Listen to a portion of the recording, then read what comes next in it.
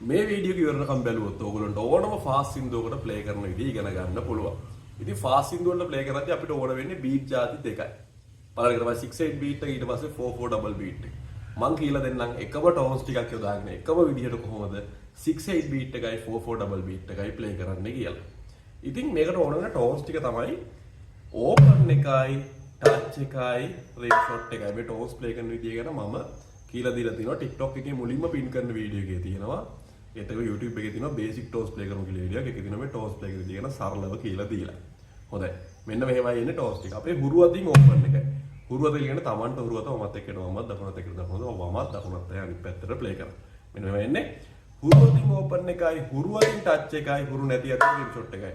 1 2 3 open එකයි, touch එකයි, rape shot එකයි. දෙවෙනි කෑල්ල ඕපන් දෙකයි. හුරු අතින් ඕපන් දෙකයි, ඊට පස්සේ හුරු නැති අතින් රේප් ෂොට් එකයි. ඕපන් ඕපන් රේප් ෂොට්. දැන් මේ පළවෙනි කෑල්ල දෙවෙනි කෑල්ල ඊට පස්සේ open touch rape shot open open රේප් shot open touch rape shot open open ඔන්න ඔය ෂොට් හය යොදාගෙන ප්ලේ කරන ඇක්සන්ට් එක විතරක් වෙනස් කරලා අපිට 6/8 බීට් එක 4/4 ඩබල් බීට් එක දෙකම ප්ලේ කරන්න පුළුවන්. 6/8 බීට් එක ඉන්නේ මෙන්න මෙහෙමයි 1 2 3 4 5 6 1 2 3 4 5 6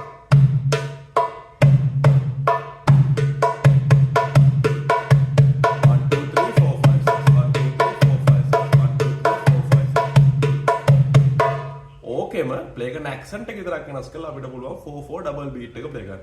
1 2 3 4 1 2 3 4 එකම ටෝන් ටික තමයි යොදාගන්නේ.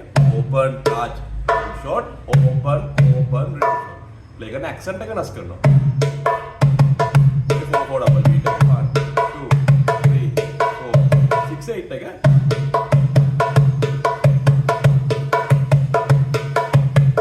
प्ले करना सिंधु कमेंट कर दिया।